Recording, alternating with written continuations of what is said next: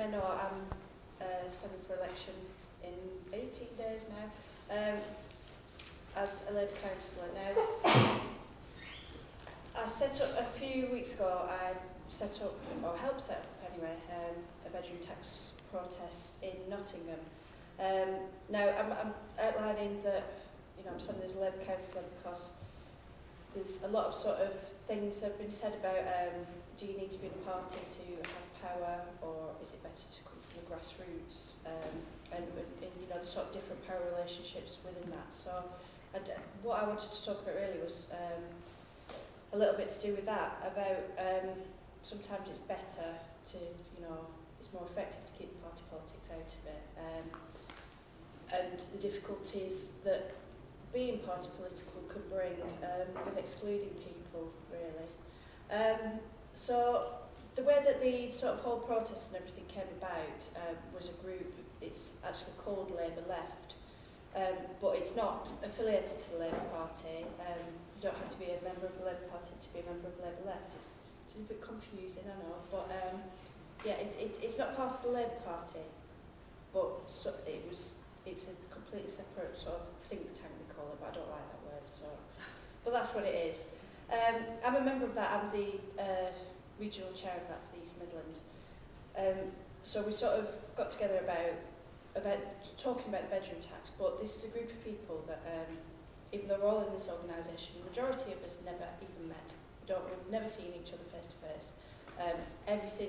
Relationships have been built. You know, I'd class them as, you know, really good friends, all done online, all done via Facebook, email, Twitter. So there have been occasions when people meet up, but it's extremely rare, but we talk to each other daily. So it came about through that. There was about 8 of the regions where people had thought that they could possibly build something around the bedroom tax, but we weren't sure about it, so we just thought, right, we'll put it out there and, you know, see what happens, really.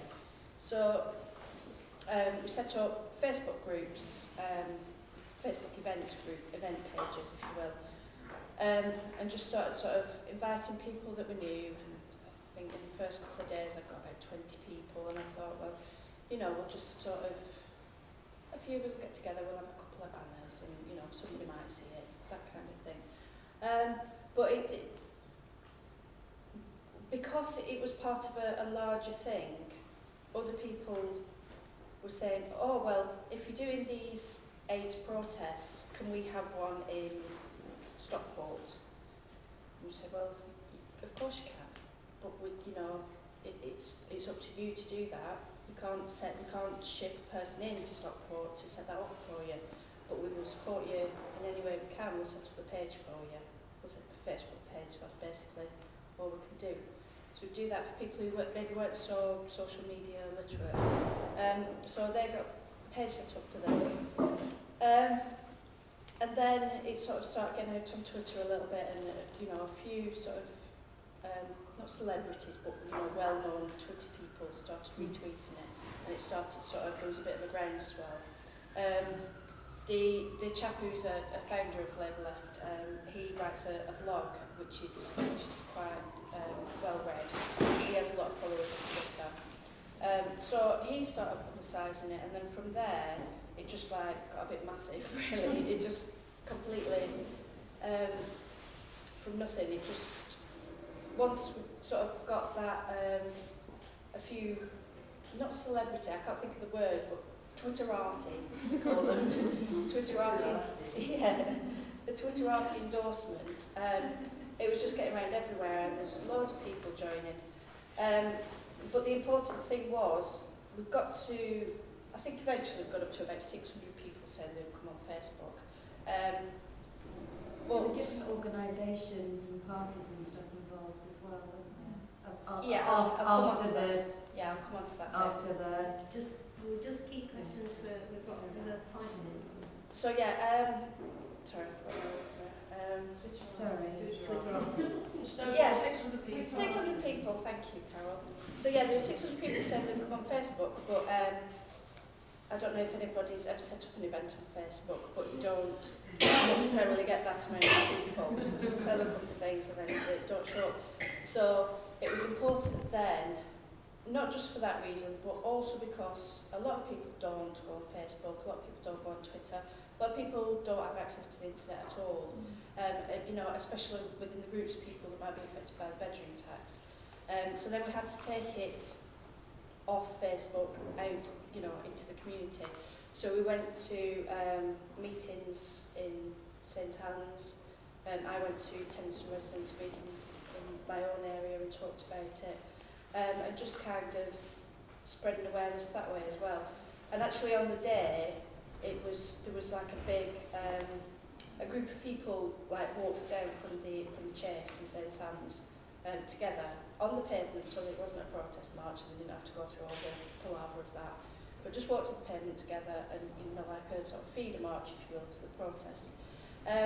So yeah, it was about getting involved, you know, getting real people involved through face-to-face contact. You can't just rely on social media because, you know, I can say I'm going to 10 things tomorrow. I can't go to 10 things tomorrow.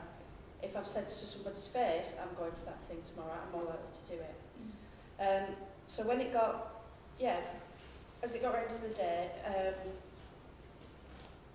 we sort of had to rely on other groups and things to come in, and we had a lot of help from, as Antonia's mentioned, there was other parties that came in and offered help, and it was really difficult because, I mean, I've been involved in things, protests and things on the left, and I'm aware that there's tensions about the Labour Party, and I fully understand that. You know, I know why there are those tensions, but I think sometimes you've just got to take yourself out of it and think, this isn't about what you feel about the Labour Party, this is about what you feel about the bedroom tax. Unfortunately, for some people, they couldn't see through that, and because it was organised by a group called Labour Left. So there was a bit of argy-bargy, a bit of trouble-making, shall we say. And then, so you've got to kind of, even when you're as sensitive as you can be about these kind of things, you've got to still brace yourself that, you know, not everybody's going to be on board with it, and the opposition might not come from where you'd expect it, because by the very nature of protest, you're opposing something, so you've got an opposition. And to be honest, they didn't really pay any you know, they didn't kick up a fuss or anything. They, you know, the sort of people who were fighting against, you know, the Conservatives basically, and their friends in the Lib Dems, didn't really hear much from them. It was, you know, it was from people who you may have thought were on your side. So it's just something to be mindful of, just to don't expect people to, even if you think that that's all the common cause, there might still be internal tensions, but don't let it put you off, because, you know, you can still get there. But yeah, so when we were talking yesterday about, I think it was Jenny who asked about whether it's, whether to make this step into local party politics from grassroots. Just there are certain things. As a party member, I think you're pretty. I don't have much experience with other parties, but I think you're pretty safe to do whatever you want within reason. When you start getting into positions within the party, that's when you sort of curbed a bit more. But yeah, as a party member, I don't think there's that much restriction on it really. Okay, thank you. So yeah, grassroots campaigning. It's been touched on a bit this morning. It's tends to be most effective when you can link in with the existing structures. You might not like the existing structures, but if you say campaigning on an issue within a school, if you link in with the governing body of the school, or if you campaigning on a local issue, if you link in with the council, or if it's something like a bigger issue, you might want to lobby Parliament, that kind of thing. So you still have to, well, my opinion is you still have to have some sort of link with the structures, whether you like them or not. You know, that link has to be there. But there is, you know, there's still a power in grassroots politics where you can have that independence, if you will. Just this was there. Yeah, I think I'll leave it there because I think I've pretty much covered everything. So Thank you very much.